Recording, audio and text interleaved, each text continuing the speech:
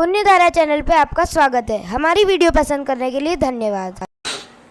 इस भारतवर्ष में लाखों जिन बिंब हैं, लेकिन क्या कारण है महाराज जी कि किन्हीं जिन बिंबों की एनर्जी बहुत अधिक है, उनका अतिशय अधिक है? क्या ये सूर्य मंत्र का प्रभाव है या महाराज जी और कोई परिस्थिति ऐसी है कि जिसका ये प्रभाव है? क्योंकि आपके ही मुखारबिंद से कई जिन बिंबों को इतनी एनर्जी की बात सुनते हैं कि मन गदगद हो जाता है, और वास्तव में जब दर्शन करने जाते हैं तो वही मिलता है। महाराज जी क्या कारण है महाराज? इसके 4 कारण हैं। पहला कारण एक है कि कुछ पाषाण अपने आप में एनर्जिस्ट होते हैं, स्वतः ही, प्रकृति से भी। आपने देखा कि सभी पाषाणों का स्वभाव एक सा नहीं होता। जैसे जितनी भी वनस्पतियां हैं, सभी वनस्पतियों का नेचर एक नहीं है। तुलसी का नेचर अलग है, नीम का नेचर अलग है। इसी प्रकार वनस्पतियां सब हैं, एक इंद्रिय हैं, लेकिन वनस्पति का नेचर जिस प्रकार अलग, कोई ठंडी होती, कोई गर्म होती, ऐसे ही पाषाणों में सबका नेचर अलग अलग होता है।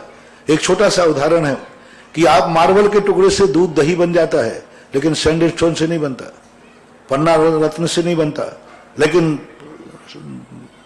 इससे मार्बल से बन जाता है। तो यानी मार्बल में एक गुण अलग है। जैसे रत्न होते हैं, पन्ना, हीरा आदि, इनका प्रत्येक गुण का अलग अलग लक्षण है, अलग अलग स्वरूप है, अलग अलग प्रभावकारी है। तो रत्नों में जैसे अलग अलग पाषाणों का, सब पृथ्वी काय हैं, लेकिन उनका अलग अलग है। प्रवाल पिष्टी है, पृथ्वी काय है, उसका अलग है, उसका स्वरूप अलग है। आयुर्वेदिक में उसका स्वरूप अलग माना। तो जितने प्रकार के पत्थर होते हैं, इनमें स्वतः ही कोई ना कोई एनर्जी होती है। कारंजा के अंदर एक गरुण मणि की मूर्ति है, जिस मूर्ति पर अभिषेक करने पर, पानी पीने पर जहर उतर जाता है। मैंने खुद जाके वहां देखा। मेरे पहुंचने के पहले ही एक व्यक्ति को सर्प ने काटा, उसका अभिषेक किया, उसने पान किया। अभिषेक गंधोदक की दृष्टि से नहीं कह रहा हूं, भले वो मूर्ति का रूप ना से, यदि वो पाषाण भी है तो भी उसका प्रभाव, और उसने सोने का सिंहासन भेंट किया था।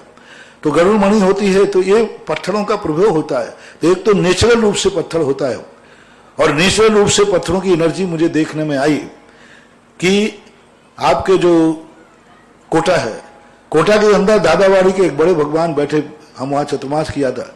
उस मूर्ति की प्रतिष्ठा के पहले ही इतनी एनर्जी थी कि जितना प्रतिष्ठित भगवानों की भी एनर्जी होती है, उनमें भी नहीं होती।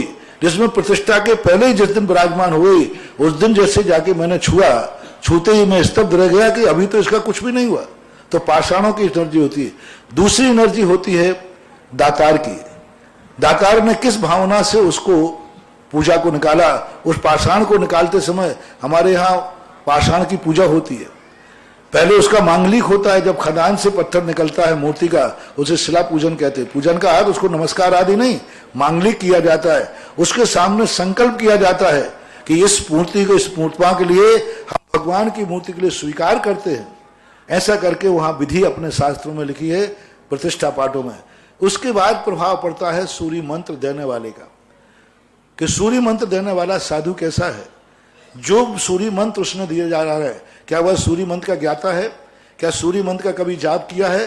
प्राणों की प्रतिष्ठा का अर्थ, जो मंत्र न्यास साधु स्वयं अपने शरीर पर पहले ध्यान में स्थापित करता है, और उसका जिसने वर्षों ध्यान किया हो, और उसको ध्यान करके फिर यहां से उठा करके वो मूर्ति पर स्थापित करता है, उसका प्रभाव बहुत ज्यादा पड़ता है। मात्र एक किताबें लेकर के सूर्य मंत्र पढ़ देने का नाम नहीं है। अलग अलग आचार्य, अलग अलग साधु, जो जितना साधु साधक होगा, मंत्र शक्ति का ज्ञाता होगा, उस सूर्य मंत्र को जिन्होंने अपने जीवन में उतारा है, जो मंत्र न्यास, जो अंकन न्यास मूर्ति पर किए गए, वो क्या कभी ध्यान में किए हैं? क्या उन्होंने अपने जीवन में ध्यान किया है? ऐसा साधु प्रतिष्ठा करता है। प्रतिष्ठा करना ये हंसी मजाक नहीं कि दौड़ा कर रहे हैं कि एक इधर पंचगणाक उधर पंचगणाक। उसके लिए पहले महीनों से स्वयं ध्यान करे। 5 दिन के लिए वो अपने उस धारणा को करता है, फिर उसको उठा करके उसमें स्थापित करता है, उसका प्रभाव पड़ता है। चौथा प्रभाव पड़ता है स्थान का। वो जिस मंदिर में बैठ रही है, जिस स्थान पर बैठ रही है, वहां का स्थान कैसा है, वहां की भूमि कैसी है। कई मूर्तियों को जैसे हमने स्थानांतरित किया, भाई आज बहुत बड़ी गोलाकोट का देख लीजिए, मूर्ति में कुछ नहीं किया, मात्र स्थान से स्थानांतरित किया, आज वो सारे जगत की मूर्ति बन गई। और वही मूर्ति थी जहां ऐसा था कि कोई वर्षों तक भी कोई अर्घ्य चढ़ाने नहीं जाता था। परकोटे के लिए कांटे के झड़ वो लगे हुए थे, परकोटा नहीं, चोर 3 दिन तक घुसे रहे, 46 सिरों को काट ले गए, लेकिन कोई वहां था नहीं। और आज वहां पर गोलाकोट जाके देखिए, चमन ही चमन हो रहा है। मात मूर्ति का स्थानांतर, मूर्ति वही है, कुछ नहीं किया गया। इसी प्रकार हनुमान ताल के अंदर एक ऐसी मूर्ति थी जो एक ऐसे स्थान पर बैठी थी, एक चौकीदार के रूप में। मार लोग हाथ जोड़ के चले जाते थे। जैसे उसका स्थानांतर था, आज वहां पर अखंड पाठ चल रहे हैं और हनुमान ताल आज एक अकृत्रिम चैत्यालय का रूप ले चुका है। तो ऐसी स्थिति, ये 4 कारण ऐसे हमने जो महसूस किए हैं, और हमने ये महसूस ही नहीं किए, सारे जगत को मैंने तो प्रैक्टिकल करके भी दिखा दिया, और सारा जगत इस प्रैक्टिकल को देख रहा है। पूज्य श्री इसी और से एक कारण और है कि जिस मूर्ति के लिए जिसके पर्पज से बैठा ली गई है, उसमें नौकरों से अभिषेक नहीं कराया जाए। नौकर वेतन भोगी यदि अभिषेक करेगा, प्रतिष्ठा धीरे धीरे नष्ट हो जाएगी। जहां जहां नौकर भोगी पुजारी अभिषेक करेंगे, उन तीर्थ क्षेत्रों का, उन मंदिरों की प्रतिष्ठा धीरे धीरे डाउन होकर के बिल्कुल समाप्त हो जाएगी। भक्तों के द्वारा अभिषेक पूजन होना चाहिए। जो मंदिर बिल्कुल धराशायी हो चुके थे, रणथंभौर के अंदर, सरवार सिद्धि के अंदर मंदिर बिल्कुल धराशायी, कोई जाने वाला नहीं, सालों सालों तक चाबी ही नहीं रहती थी, वहां बंद रहता था। महात्मा ने एक ही काम किया कि इनका अभिषेक भक्तों से शुरू किया जाए। आज वो सरवार सिद्धि तीर्थ क्षेत्र बन गया और हजारों साल के लिए जीवित हो गया। मेरा एक ही अभियान चल रहा है, कोई भी तीर्थ क्षेत्र पर अभिषेक और पूजन नौकर के द्वारा नहीं होगा। जिस जहां नौकर पूजन अभिषेक करता है, उस क्षेत्र पर ना मैं रुकता हूं ना आशीर्वाद देता हूं। पहला अभियान है, चाहे 50 किलोमीटर तक जैनी रह रहा हो, प्रतिदिन भक्त के द्वारा अभिषेक और अर्घ होना चाहिए। और आप ये 6 महीने करके देख लीजिए, आपका क्षेत्र जो धराशायी हो रहा है, वो आकाश में ध्वजा फहराने लग जाएगी। महाराज 6 महीने का, कई लोगों को कहा महाराज इससे क्या होगा, मैंने 6 महीने करके देख लीजिए। और 6 महीने उन्होंने किया, आज 10-10 साल हो गए, आज भी क्षेत्र अमर हो गए। हर क्षेत्र में, राजस्थान के एक भी क्षेत्र में जो क्षेत्र हमारे लिए कहीं पुजारी के द्वारा अभिषेक पूजन नहीं हो सकता, भक्त जाके करेगा।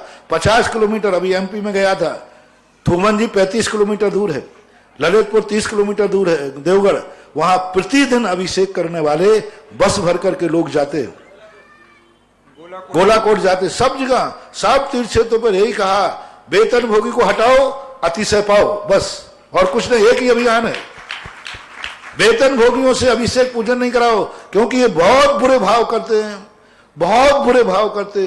ये जितने अभिषेक करने वाले अभिषेक का जल भरते हैं, अभिषेक करते हैं, ये पुजारी मंदिरों के दुश्मन हैं, नाश कर देंगे मंदिरों को, इतने बुरे भाव करते हैं। पुजारी नलों का पानी, ललितपुर के अंदर मैं खुद बैठा ऊपर छत के ऊपर, और उसने सीधा जो बाथरूम का नल था उससे पानी करके अभिषेक की तमड़ी भर दी।